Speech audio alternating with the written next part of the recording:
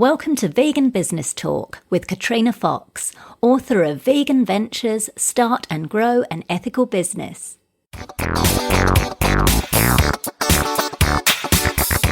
Hello and welcome to episode 36 of Vegan Business Talk. I'm Katrina Fox, journalist, media trainer and editor of veganbusinessmedia.com, the multimedia blog providing success tips for vegan business owners and entrepreneurs. In this episode, I interview Wanda Malhotra from Surya Brasil, a natural beauty company in Brazil. Wanda, who founded the business with her mother, Clelia Angelon, in 1995, moved to New York from Brazil in 2012 to help grow Surya Brasil's business in the US, Canada, and major markets around the world. The company's products, which include henna cream and powder and skincare solutions, are now sold in 40 countries. Wanda and Clelia are dedicated to sustainability and creating the healthiest, natural, organic and vegan products possible. They've been immersed in the world of Ayurvedic and organic living their entire lives. Ingredients used in their products are sustainably harvested from the Amazon rainforest and natural botanicals from around the world. Wanda and Clelia are determined to build a brand that not only creates natural, healthy products, but one that gives back to society and the environment. To this end, they created Surya Solidarity, the brand's social division that focuses on animal protection, environmental preservation, educational transformation, and human rights. In this interview, Wanda talks about the one thing natural beauty product manufacturers must get right and focus on, which most don't, how community partnerships help brand loyalty, the importance of certifications to gain customers' trust, a key strategy to offer retailers to get them to love your brand, what to take into account if you're considering exporting your products internationally, how to make your staff feel special and love working for you, and much more. Here's the interview with Wanda Malhotra from Surya Brasil. Hello, Wanda. Thank you very much for joining me today. Hi, Katrina. Thank you so much for having me. I'm really excited about interviewing you because I only recently found out about your wonderful company, and the more I learn about it, the more inspired I am because, you really are a wonderful example of business for good and a really socially responsible business. So very keen to chat with you today. So let's start with the first question, which is what I ask everyone, and it's all about the why. So it's about, why do you run your business? What are your drivers or your purpose? Well, this is a mother and daughter company, and the way I was raised, and my mom and I, we always were very keen on giving back, on rescuing animals, and doing what's healthy for the body, for the mind. So that has been a part of my life since I was born, since I know myself as a person. I have worked with that. We had organic gardens in our house. Even I lived with my grandmother and my mom and my great-grandmother. So we had beauty rituals with aloe vera, with passion fruit seeds. We used to do so many things on Sundays together, all the girls just taking care of each other, cooking from our organic gardens. So this was part of growing up.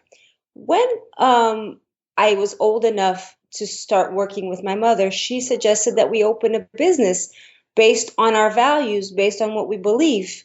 And I thought that was fantastic. I said, this is what I want to do. So we started the hair color. We started importing henna from India. But there was a challenge because the henna was only allowing us to color gray hair with one color, which was like orange, red. And not everybody wants to have red hair. So we started researching in the Amazon forest for ingredients, for other natural pigments that could color the hair, color the grays, and treat at the same time. Because I think if you're going to apply any hair color in your hair, it's not just for the purpose of coloring. You want to treat your hair. You want your hair to be soft and shiny. So For years, we researched in the Amazon. We launched the henna blend that we have. It's a unique henna blend that is mixed with herbs and fruits and nuts from the Amazon forest. Then we launched the rest of the line as years went by. But what our main goal was to provide healthy products for our customers. My mom and I, because we were raised so organic and natural, we are very sensitive to anything that's chemical. So we could never apply anything chemical on our face or on our hair. So makeup is something that, we rarely use, and when we do, it's natural. If, coloring hair, it has to be natural because our scalp will feel that, the chemical reactions on it. So we started doing that, and the rescuing animals and helping the environment, that was part of our values growing up. That was part of our existence. So there was nothing new that we added to our life. We just made it into a business. So giving back for us, I think, is the core value of the business and our passion. So if we are going to launch a product and it's bad for the environment, or it's not giving back to in some kind of way, either it's education, either it's animal rescue or environment, we're not happy with it. We don't launch the product. We don't start the new line. So that's what we consider every time we are going to launch a product, or we're going to, start a new project. We always see, how are we going to be giving back with this new project? Who are we going to be helping? Because, it's not only about the profit with us. It's a holistic approach to everything. You can't just think about the profit. You can't just think about being healthy, because you also need, it's a company. A company needs to be sustainable in every way, financially and also environmentally, and give back. So we have projects with children, foster homes, educational projects. We partner with schools, with other organizations, nonprofit organizations. We partner sometimes with the government in Sao Paulo. We have a partnership with the government of the city that we help clean the water of our rivers that are polluted with the wastewater that we produce. Our wastewater is so clean that it actually helps clean the river. So we have this, Wow. it That's helps clean the amazing. river and fertilize sugarcane plantations. So we do that. We have this project. We are very close with our suppliers that source fair trade, that, whatever they source for us, they are growing that back. They're putting it back into nature. So everything that we have, all the herbs, fruits, nuts, everything we have in our products, they are sustainably harvested. That means we are not taking it away from nature and not putting it back. We're always putting it back. I own a farm in the Amazon region where one of our main ingredients, which is called burichi, grows there. And it's really cool because we don't source it from our farm yet, but whenever we go to our farm, we get to eat what we are putting in our beauty products. So it's pretty Oh, cool. that's wonderful. Yeah. Yeah, as I say, it's such a good example of, like you say, running a business, you've got to make a profit in order to stay in business. But it's so good that you can, you're not doing it at the expense of people, animals, and planet. And I think we need to, see so many more businesses take this model. And I think you're an absolutely wonderful example. So thank you for sharing that. Now, on that subject, what I found with, particularly talking to other vegan business owners and entrepreneurs across all sectors, particularly things like food or fashion and all the rest of it, what they're finding is, because, like the more ethical the product, whether it's organic, sustainable, vegan, or socially responsible, they generally have to be priced higher because, animal agriculture industries are subsidized, therefore things are cheaper. So I'm just wondering, is that something that you either find or have found when you started up? And if so, how did you deal with that challenge? Yes, when we started out, it was quite challenging to find the right suppliers to source these ingredients for you, because in the beginning, in '95 when we started, the natural world in Brazil, although we have the Amazon forest, we have so much, to offer, we didn't have anybody who could actually work with that. Now we have good suppliers. They're there. They're sourcing sustainably. But in the beginning, it was, we were going to the Amazon forest. We were talking to the natives. We were sourcing very, very little quantities because we were actually, like dealing with the natives and not with big companies that now we have big companies sourcing that. But in the beginning, it was very hard because we couldn't have large quantities because it's limited how much you can get of the raw material.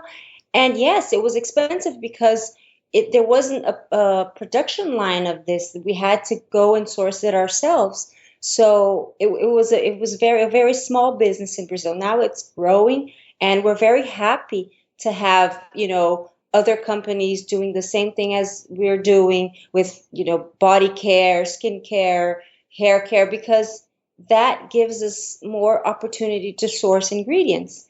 And every company has so much to offer that I think we all complete ourselves. We don't really compete directly, we complete each other and we help each other grow. And I think the more the natural market grows, the better it is for the customers and for the environment, for everyone, for the animals. So I think it's great that there's a trend and that natural, organic, vegan products are growing, because this is helping our world more than really, causing competition.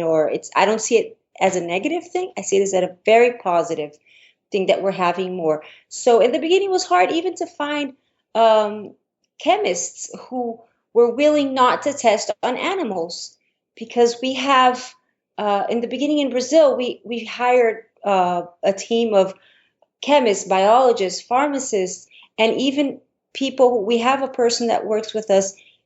Since we started Surya Brasil, and we've known her for 35 years now.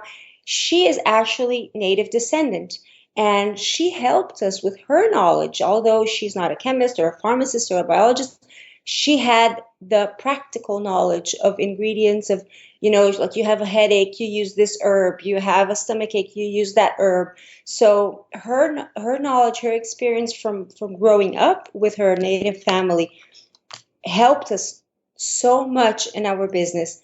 And the chemists, when we told them we're not testing on animals, no, but all the labs require, no, we're going to find a lab that doesn't require. So for many, many, many years in Brazil, it was very hard to convince our health ministry that, listen, we don't need to test on animals. This doesn't need to be tested on a mouse or a bunny rabbit. This is a natural product, and we can test it on ourselves, on people. And there's other ways that we can test without, using animals for it. So it was a big challenge. I'm not going to say it was easy, because it wasn't, but it was worth it. And we are so proud that today we have laws in so many countries, Brazil also, in São Paulo, that we are not going to test on animals. And that makes us very happy. Fantastic. So as you've grown in a business, because obviously you've been around since 95, very, established business, 21 years. So yes. If those were some of your challenges when you started out, then what have been some of the challenges? How have they changed over the years as you've grown as a business? Well, first of all, I think the animal testing was a huge deal, because not having to test on animals, not being mandatory to test on animals, allows us to be vegan, allows us to get certifications. I think what has changed, we still have challenges, of course, but what has changed is that now that we have much more support than we had before. We have support from the government, we have support from retailers, from customers, from suppliers, and the customers today, they are so much more engaged than they were in the past, because they were so used to chemical products were kind of like technology for them. So traditional hair dye that contains peroxide, PPD, ammonia was something that they related to, this is technology. But at the same time, this is harming my health. This is not good I'm breathing this in. my skin is absorbing all these chemicals, and they started having reactions. And now we have a lot of engagement, not only with the products, but also with our cause. So we have customers who call us and say, I want to volunteer in that environmental event that you're going to do. You're going to plant those trees at the park. You're going to restore the park. We want to go with you. So we restored a park that was, now it's a park. We can call it a park, but it was a dumpster close to our factory in Brazil. And the community was very scared of that area because people were using drugs there, people were being raped.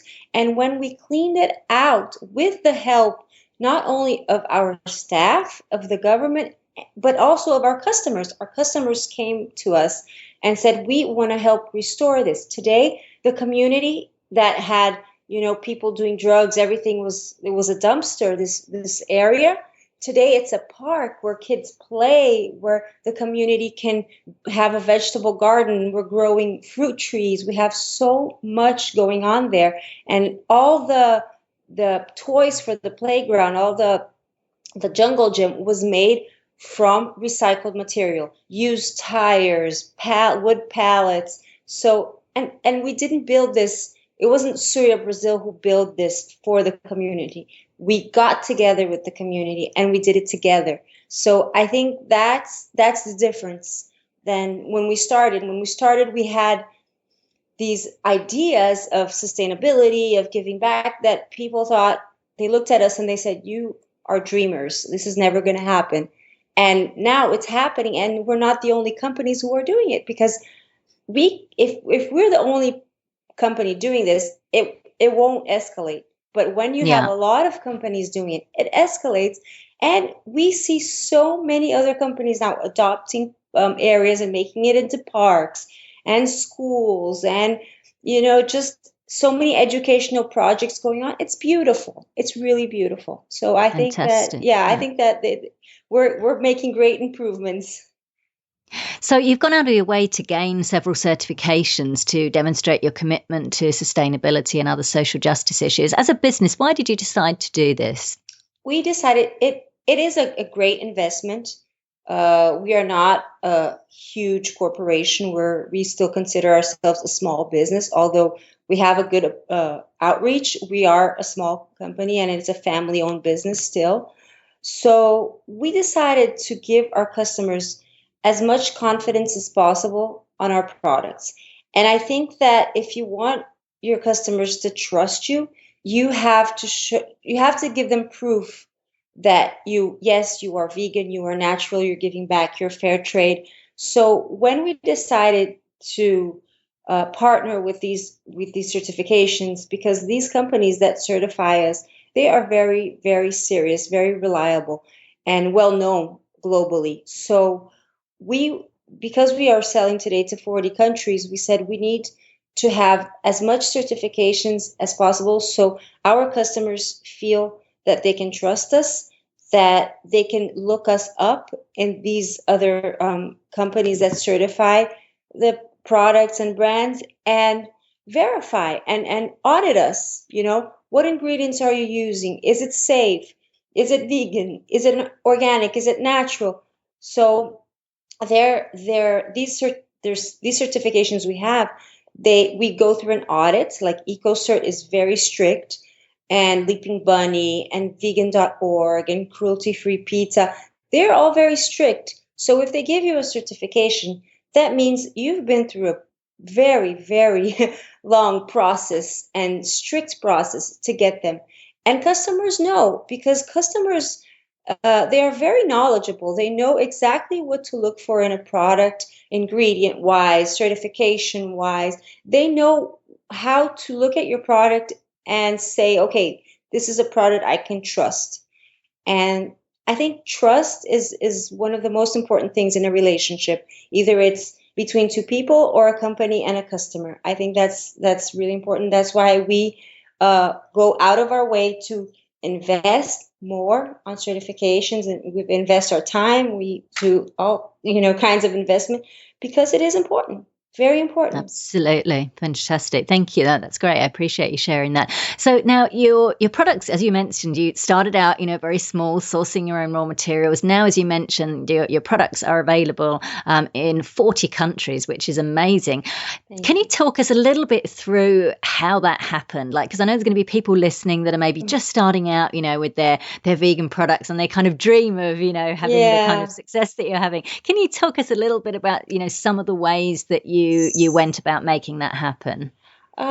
We actually, what we did was we started selling in Brazil in 95. In 97, I went to New York. I remember it was July 97, and we decided that we wanted to export. We thought it was very important to export. And we started selling in New York. I went to a few stores, and they were good stores. They accepted our product very, very well. And we did our first sales. We opened the company. We made our first sales.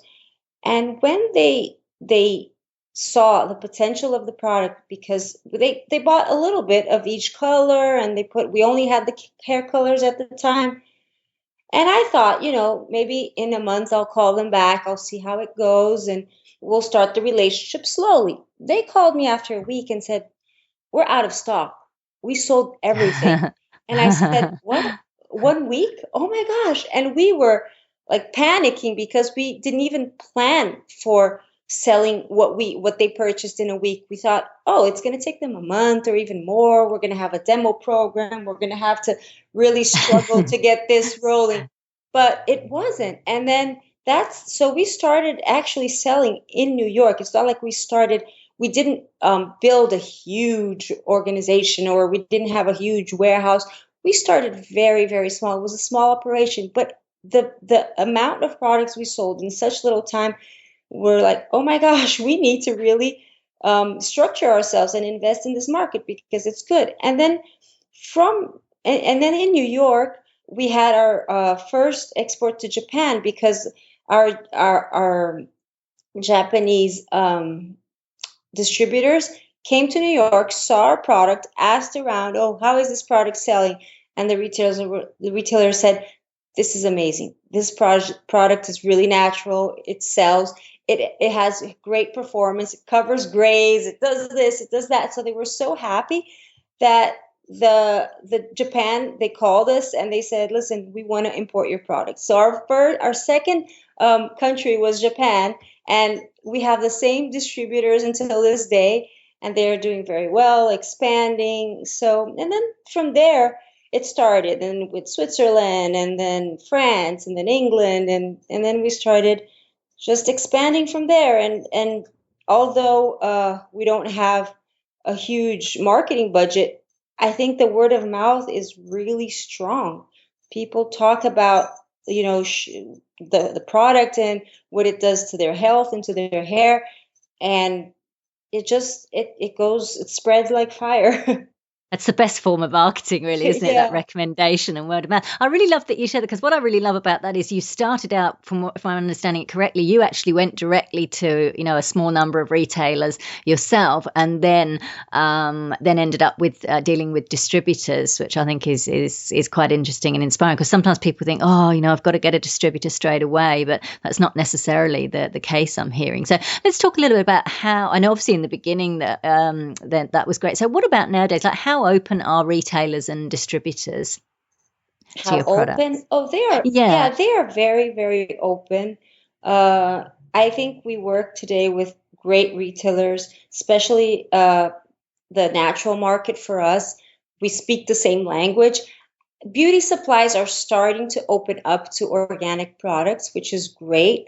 And we are all about, training and education. So we do a lot of demos. We do a lot of dinner trainings. We go on to this, like we go to the stores, and we train their staff. So I think that they accept us very well, also because of how we are willing to educate their staff, to work with them.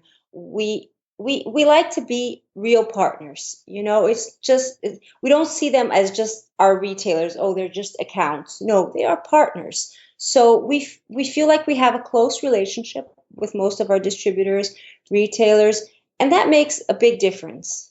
I think when you're close and when you're open and when you're very approachable, if they have any questions, if they need anything, we're always here to provide them with whatever we need, with marketing materials, with training materials, with free samples, and I think it's great. I mean, I love our retailers. I think we have a great relationship, and we support each other. We help each other a lot grow. So that's why I think we grow together, because we have this really open and close relationship. No, I love that. That's really good advice to other vegan brands who want to get their products into retail outlets. I love that idea of building those long-term relationships and, like you say, building a true partnership. What are some of the I can imagine, like, being in 40 countries, mate. What are some of the challenges involved in national and international distribution? Like, what are some of the things that people need to business owners need to be aware of or take into account when trying to get that kind of national and international distribution? I think we need to, first of all, understand how each country works. Customs, obviously, the culture of each country, how they do business, which products work well in which country, because sometimes, like, for example, in Northern Europe, we have more blondes. In Brazil, we have more dark hair. So we're not going to be selling the same colors more like we sell in Brazil, like, the darker colors in Northern Europe. So I think that the ingredients, there are lines that we have that sell better in Europe. There are lines that we have that sell better in Japan. And there are products that sell better in Brazil. So we have to be very flexible, learn how to adapt to each culture, and listen to what the distributor is telling you. This works in my country, this works in my territory, this doesn't. So I think everything is about, like, an open communication and knowing your market. You need to know where you're stepping in. You can't just assume that it's going to be the same as what you're doing locally in your country or region. So I think that's an advice that I would give to people that are starting to export, and also know the costs of each country, because sometimes there are countries that have more, like, custom costs, and it's more expensive to sell there, or the exchange rate. There's a lot of things to consider, and I think that the most important thing is to listen to the distributor that you are starting to work with, because they know their market very well. They know what they're talking about. Yeah, that's fantastic advice. That's excellent. Thank you. So the fact that you've grown, now you're in 40 countries, obviously you've got a team. So how many staff approximately do you have, Wanda? We have in Brazil approximately 150 people that work directly for us. And then in the United States, we have a smaller team, but we have about, like, 15 people working at the office, but then we have 30 people in the field selling, and we have about 40 demos. So Wow. it's Wow. yeah. People that go out and demonstrate your product. Yes. So Wow. directly and indirectly, I would say we have about 220, 30 people that we work with, but not everyone is, like, staff. Some people Got are it. independent, like independent sales reps and everything, but there's a lot of people involved. It's a good team. Yeah, it must be, I'm sure, to be so successful. So how do you Thank go you. about finding and keeping experienced and motivated staff? I think the most important thing is to apply your values to your entire business. So uh, it wouldn't be fair for us to, talk about veganism and being natural and organic if we don't do the same with our team. Our team is not there just to do their job and leave. Our team is part of our family. So as we see it is whatever we practice at home, we try to practice at the office also. At our office in Brazil and in New York, we have a vegetable garden. We give the staff yoga classes, cooking classes, vegan cooking classes. We have it once a month. We have massage therapists coming in and massaging everyone because I think it's very important that they they understand the concept behind what the product is. So they're not just like when we have massages, cooking classes, everybody from administration to warehouse to picking, packing, everybody, at the off in Brazil also, even the ladies who clean the office, they all participate together. There's no separation. Oh, you're the director, so you can't participate, or you're at the warehouse, you can't participate. Everybody participates together as a family. So I think that teaching our staff, we don't require people to be vegan, of course. We don't want, to change anybody's lifestyle. But I think it's our obligation to show them what veganism is, what it's all about. So we have also days where we have movie sessions and we show them movies about, how to preserve the environment, how to recycle. We teach them everything. So everybody is synced.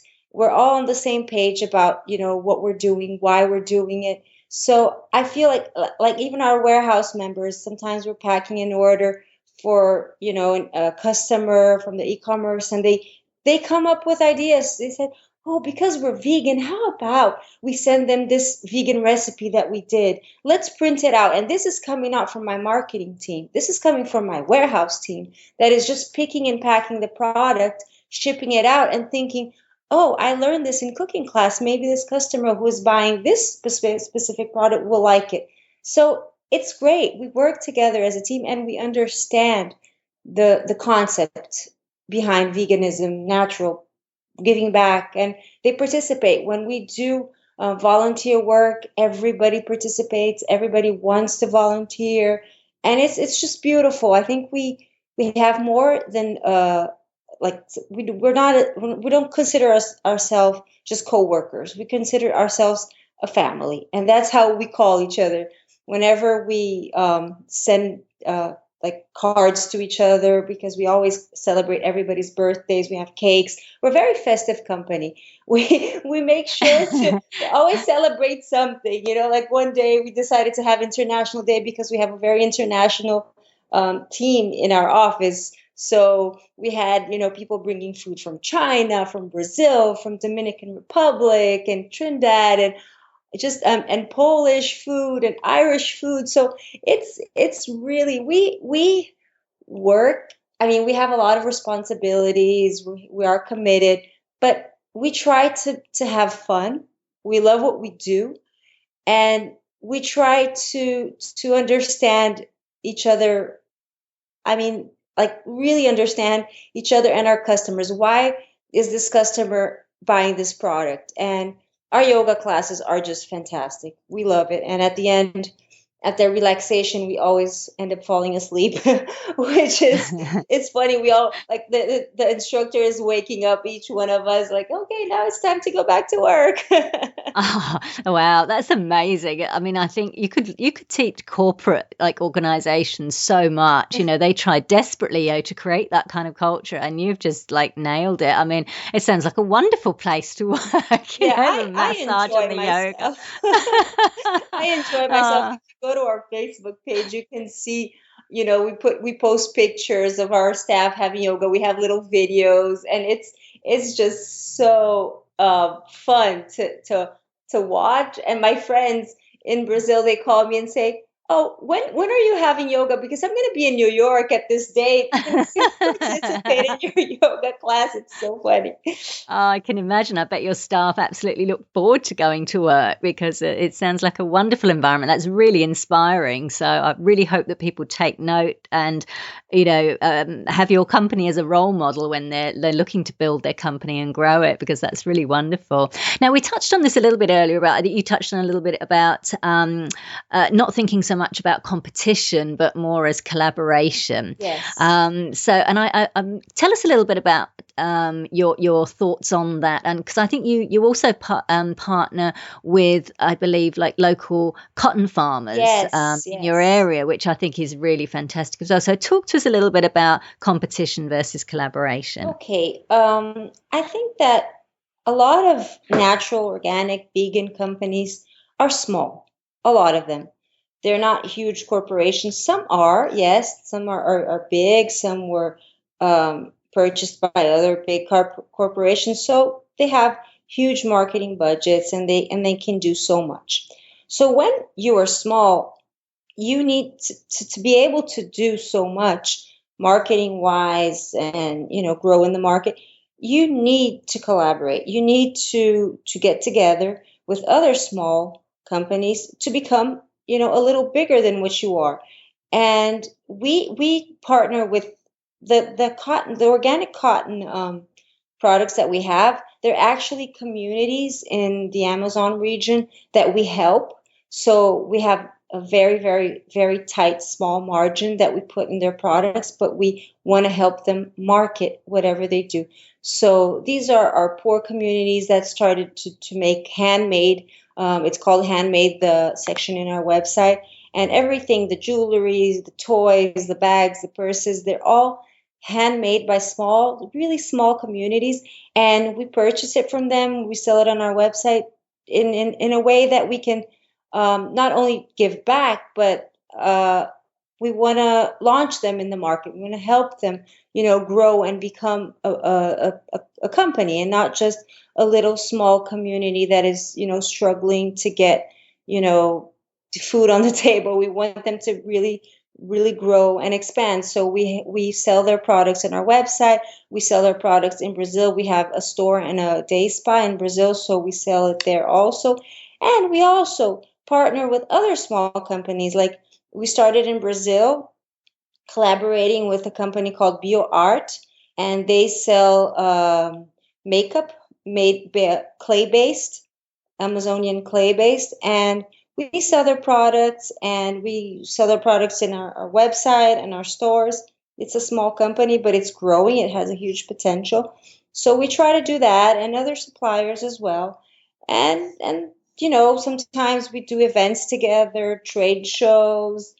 We collaborate as best as we can to be able to do other marketing actions that we wouldn't be able to do alone. So I That's a think that, really good yeah. point, actually. Yeah, I think that's a really good point. I think sometimes people don't think about that too much. It's that very much, well, oh, okay, they're in the same business to me. I've got to do something separate. But you're right. You can actually achieve, a heck of a lot when you come together, because then you Yes. become a kind of bigger force. So I really like that you've shared that. So obviously now, as you said, the natural beauty products industry is growing now. It's more popular, and the whole organic, even vegan is cool nowadays, which is great. Yes. So how do you go about standing out, and positioning yourself as unique to maintain a steady flow of customers, both perhaps within the vegan business arena, but also, in the more mainstream, more natural consumer market? I think we stand out, first of all, by the quality of our products. And it's not just a good quality, not that we just use good ingredients. Our products have high performance. So when we promise this is going to cover your grace, it will cover your grace. You don't have to apply it 5 times to see that it's going to cover the grace. First time you use it, it will do what it promised. And I think that sometimes the natural market focuses more on the ingredients and not so much on the performance. And it's not, and for hair color, it's really challenging, because for you to get the right natural pigments to color hair, it's really challenging, and for you to perform like so quickly, it's also challenging for the natural world. So I think that the quality and the performance are key to our success, because if you use, let's say, a moisturizer on your skin that has amazing ingredients, a lot of nuts and oils, natural, but then your skin is oily and you feel oily the whole day, it's not pleasant, although that product is good for you, it's good for the environment, it's good for you, it's not pleasant. So I think the secret is finding the right performance that you are able to really give your customer a cosmetic, a beauty product,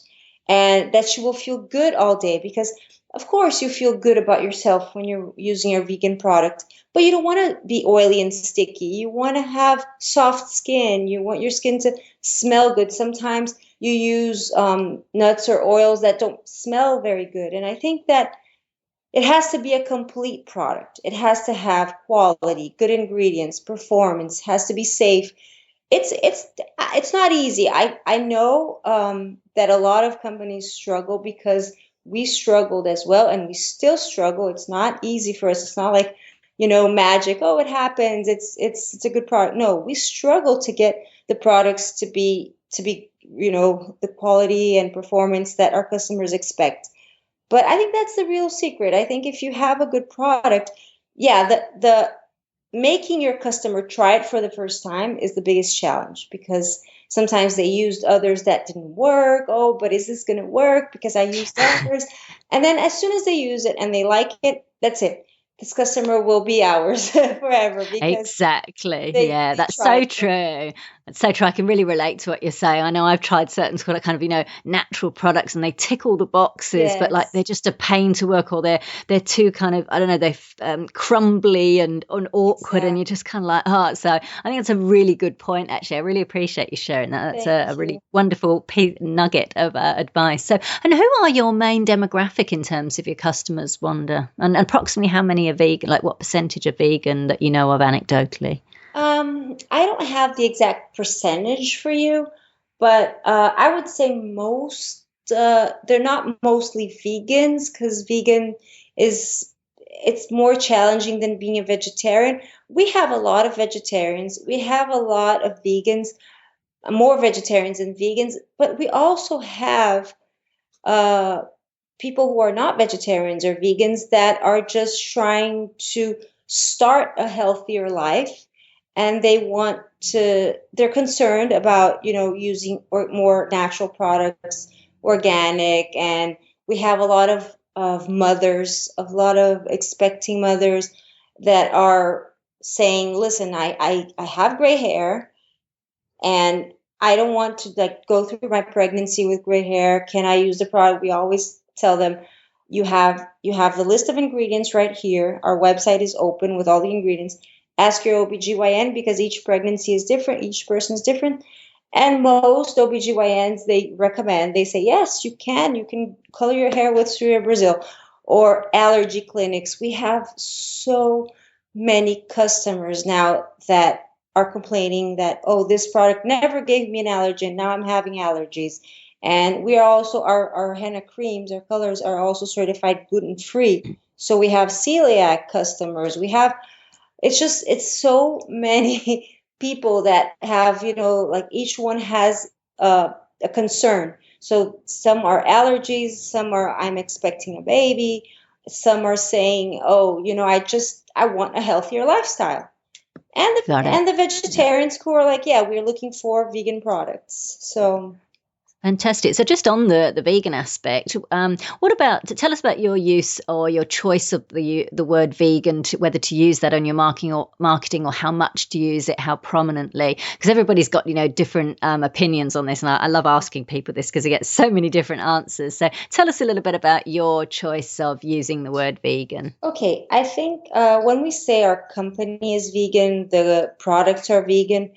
Obviously, we do not test on animals.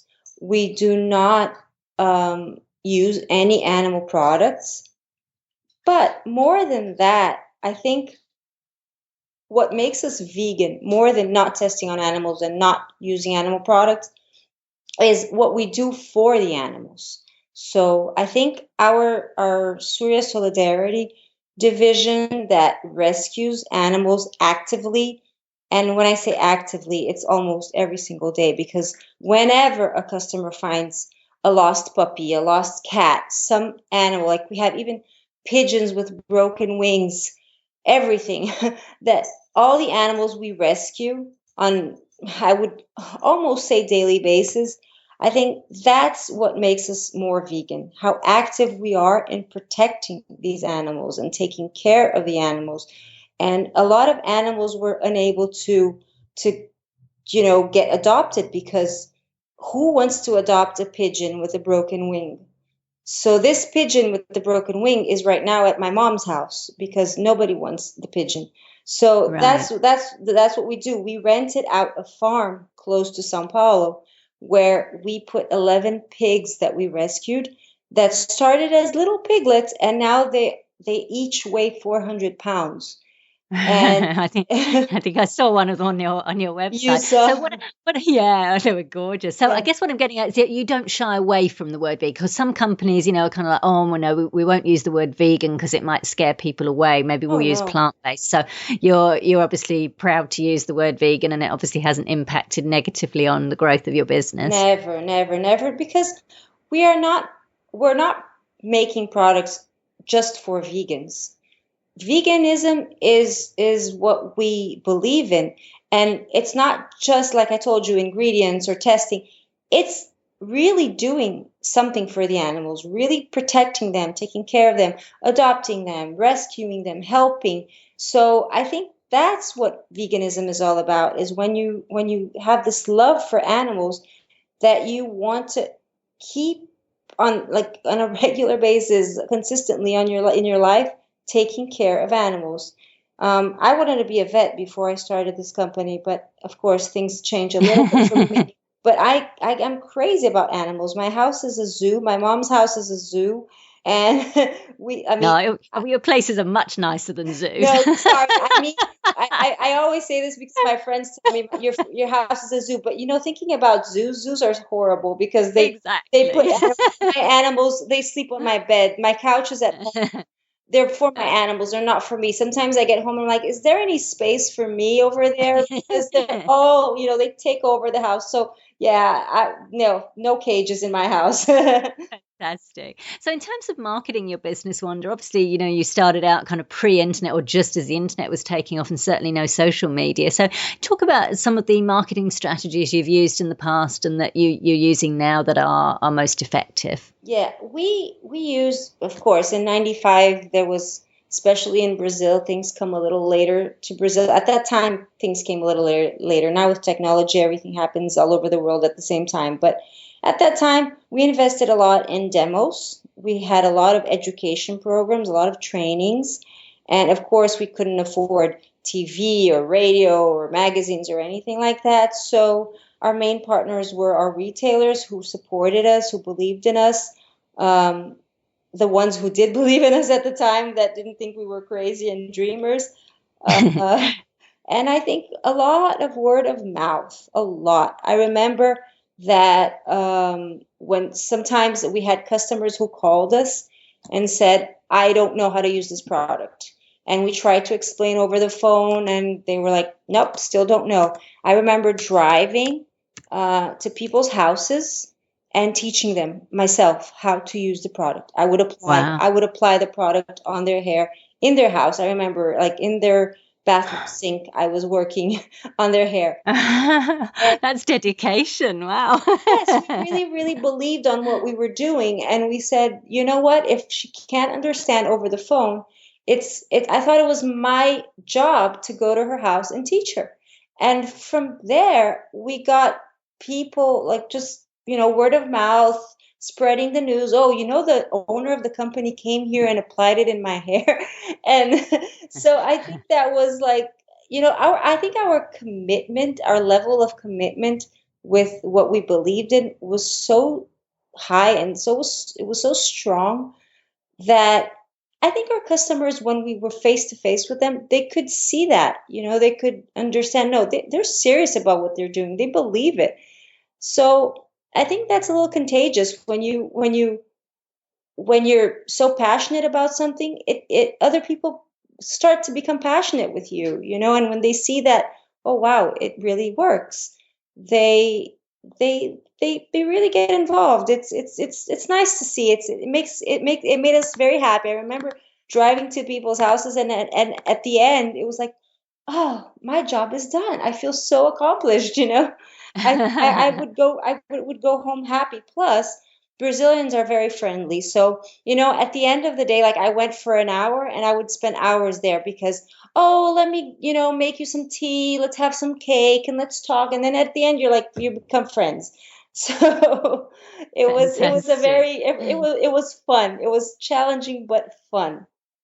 And do you find that you've been able to transfer that kind of that passion through to, say, marketing, say, through social media?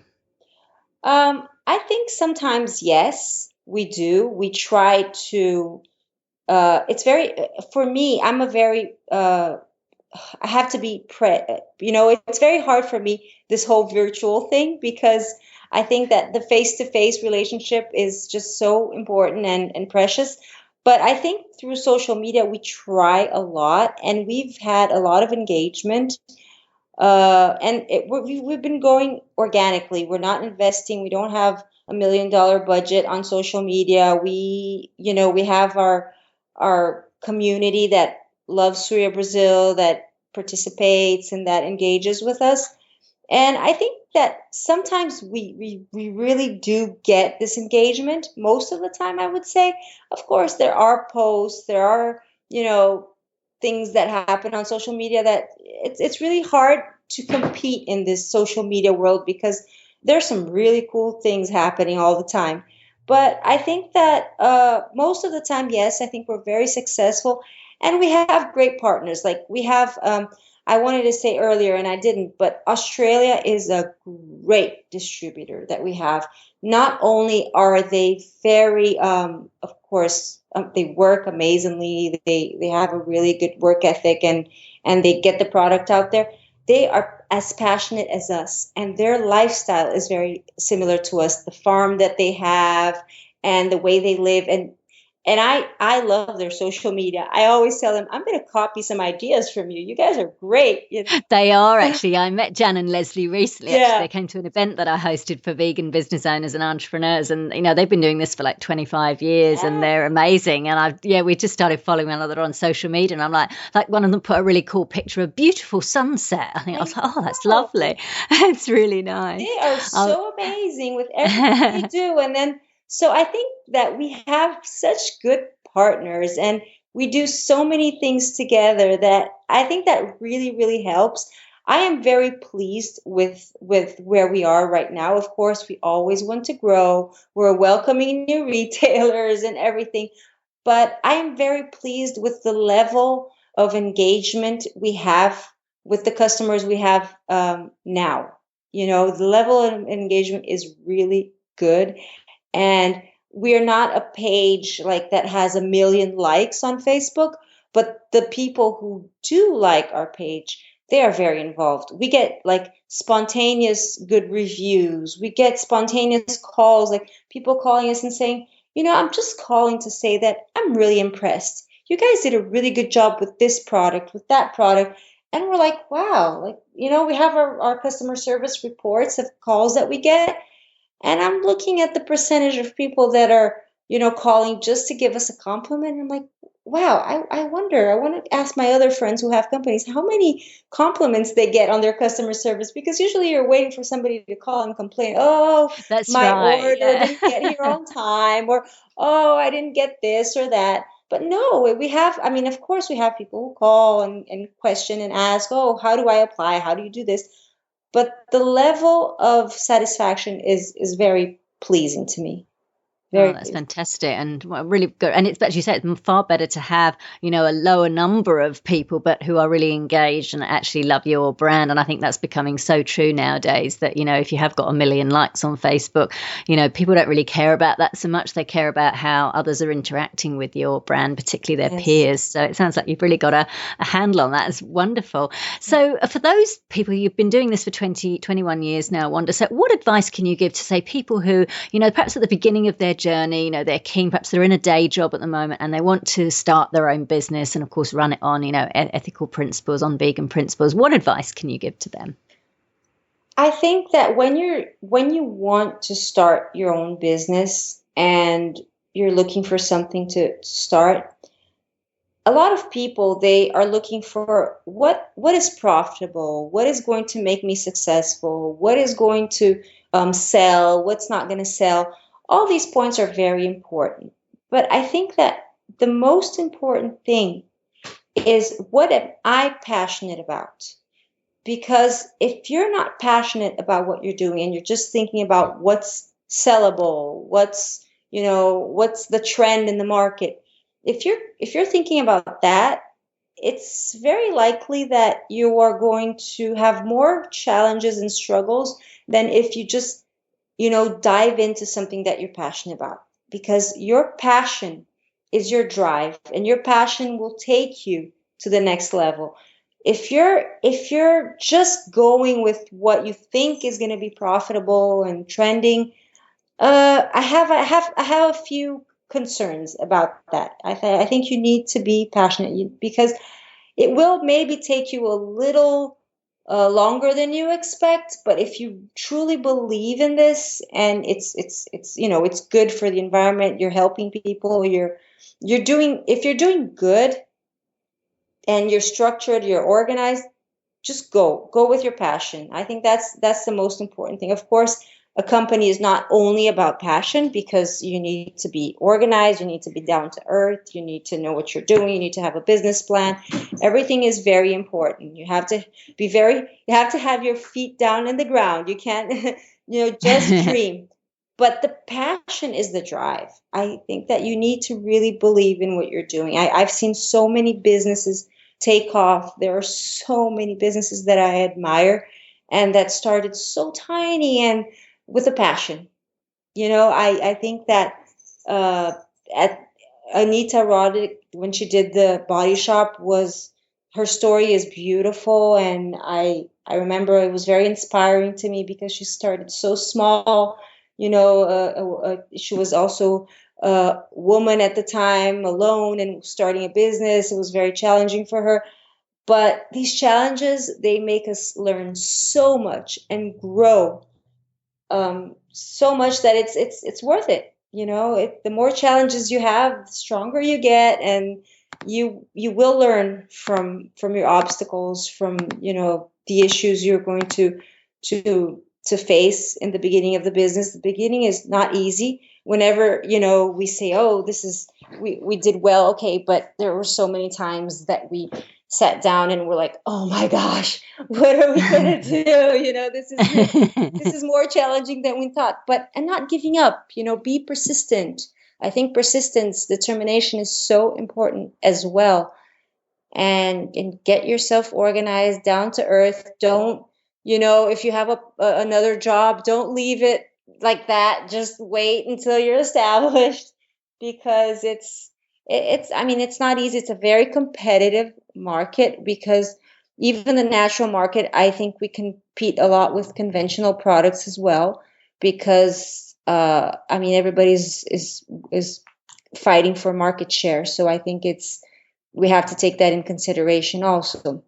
Yes, there is Absolutely. collaboration, but there is competition, and you need to be very well structured so that you don't fall. I love that. And you've given so much advice there. You've even covered some of the things I was going to ask you around, like the qualities that you need, like you say, persistence and determination, which is fantastic. So I guess really the final question then really is, what's the long-term vision for Surya Brasil and yourself?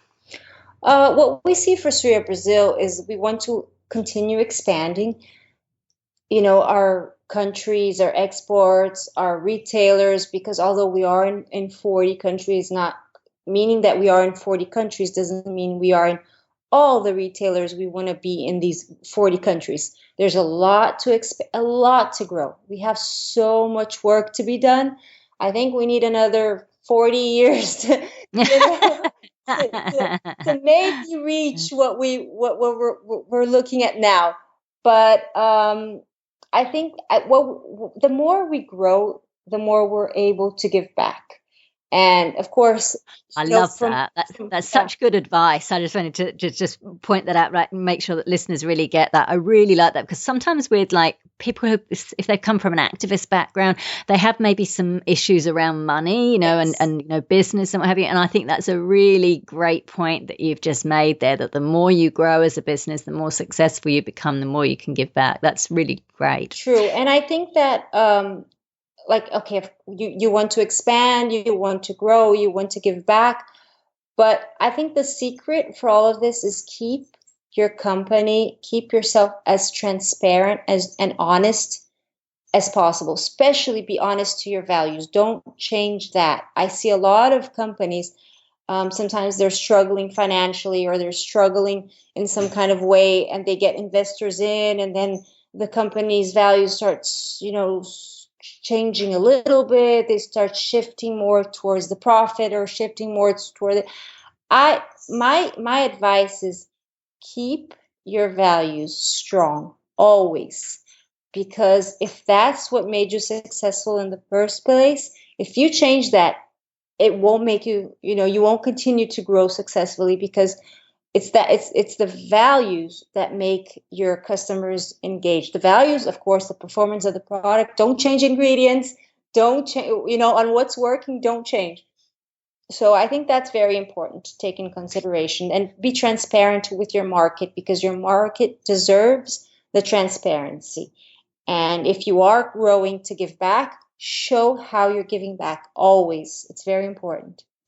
It is, and that's why I love, like, it's actually really entertaining, like going on your website. I actually spent quite a bit of time on it, because I'm like, oh good, there's a little video here, and then there's these pictures here, and it was like, you can really see that, and that you're walking your talk, you're doing what you're saying you're doing. And it's just a pleasure, I think, for people, if they're looking, and that they can feel really good about, as you say, buying the product because it's good quality. That's kind of taken as read. We expect that, but all these other things, it really does add to an ethical brand to make people want to buy from you. So that's wonderful. I absolutely love what you're doing. I'm so happy to hear about your company. And Wanda, you've shared so much really valuable insights today. Really appreciate it. It's been an absolute pleasure having you on the show. Thank you so much for joining me. Thank you so much for having me. And it's just an honor to be in your show. It's an honor to speak to you. And it makes me so happy that you went through our website, that you like what we do, because we want to make people happy. That's a big goal for us. We want to make the world happy, the environment, the animals, everyone happy makes me happy. Excellent. Well, I'm very happy too. Oh, thank you. Thank you so much. So that was Wanda Malhotra from Surya Brasil. You can find out more at suryabrasilproducts.com. And that link is on the show notes page at veganbusinessmedia.com/podcasts. Now for our vegan business news roundup. A retired boxer has opened a vegan pop-up restaurant in Liverpool in northern England, reports the Liverpool Echo. Joe Ainscough first decided to cut meat out of his diet after learning about veganism from fellow boxer Tony Moran, before eventually eliminating all animal products from his life. Ainscough decided he no longer wanted any part of harming animals and put his newfound passion into creating Plant, and that's spelt Plant, but the A is upside down so it looks like a V.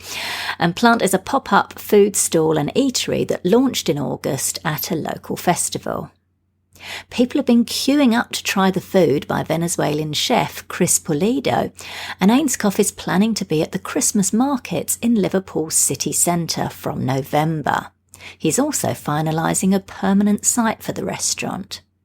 How great is this? I love how open-minded this guy is to vegan principles, and that he's found a new career outside the ring. And you can find out more about Plant on its Facebook page. Moo Shoes in New York is about to reopen after being closed for renovations, and with something extra. As well as keeping the store's fabulous range of all-vegan footwear, owners Erica and Sarah Kabursky are unveiling a vegan grocery store at the premises on Orchard Street in Manhattan, reports One Green Planet. The renovations involved bisecting the current unit to make way for Orchard Grocer, which will comprise an all-vegan deli, dry goods, and even soft-serve ice cream. And if you're a regular at Moo Shoes and you're wondering what's become of the store cats, they've been staying with a staff member until the renovations are complete and will return to the store soon. I'm so happy to hear this. I've been to Moo Shoes a couple of times and I always enjoy saying hello to the felines as well as buying new shoes or boots. Great to know that I'll now be able to sit down and enjoy a snack after shopping. This is a great new development for these enterprising sisters. American actor Karrueche Tran has teamed up with Colourpop again to create another collection of lip cosmetics, and they're vegan, reports Bustle. This second K-pop collection features 3 different ultra-glossy lip colours and an ultra-matte lip. Bustle reports that according to the company's Snapchat, each gloss is designed to match the ultra-matte lip colours from their previous collaboration with Tran. The products are also affordable, 4 lipsticks at just $6 each. So this is brilliant news. As you know from previous episodes, I've reported on several cosmetics brands making their products vegan, and it's so good to see this trend continuing.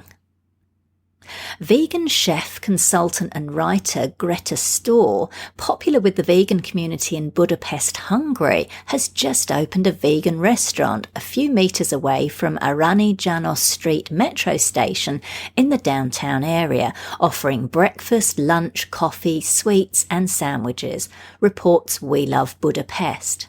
Well, I love Budapest now too. The new eatery is called Great Bistro, and not only does it offer a delicious array of dishes, it also takes sustainability seriously, with cups made from corn that supposedly decompose after 3 hours. Better make sure you drink your coffee and other beverages on time. At the moment, the eatery is open until 4 p.m, although longer opening hours are on the cards, along with pop-up cooking classes. It's so lovely to see vegan living growing in different parts of the world, and it also goes to show how you can expand your offerings as a service provider. So Greta had spent 6 years raising her profile and building her reputation in Budapest's vegan community, and now she's got a ready-made flow of customers for a new venture. Finally, Food Network in Canada ran an article listing the 10 best Canadian vegan bakeries. It's a lovely piece which gives a summary of each bakery and a fantastic photo of a mouth-watering vegan treat available at each one. Now, the reason I include this in the Vegan Business News Roundup is again to draw your attention to the popularity of these list-type features, particularly in online or print publications. It's a great promotional opportunity for you as a vegan brand to be included, and it's an easy feature for a media outlet to run. Make sure you have plenty of great photos of your product, whatever it is, because nowadays media outlets don't generally tend to have a budget to send out photographers.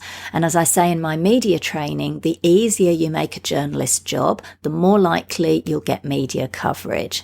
And having good quality photos of your product is essential. You can find out more PR tips like this in my book, Vegan Ventures, Start and Grow an Ethical Business, and also in my media training webinar, How to Get Media Coverage for Your Vegan Project or Business, both of which you can find out about at veganbusinessmedia.com. So that's it for this episode of Vegan Business Talk. Thank you so much for tuning in. If you enjoyed the show, please consider giving it a review and a rating on iTunes or any other platform you're listening on. I'm Katrina Fox from veganbusinessmedia.com, and I look forward to catching up with you in the next episode. Bye for now.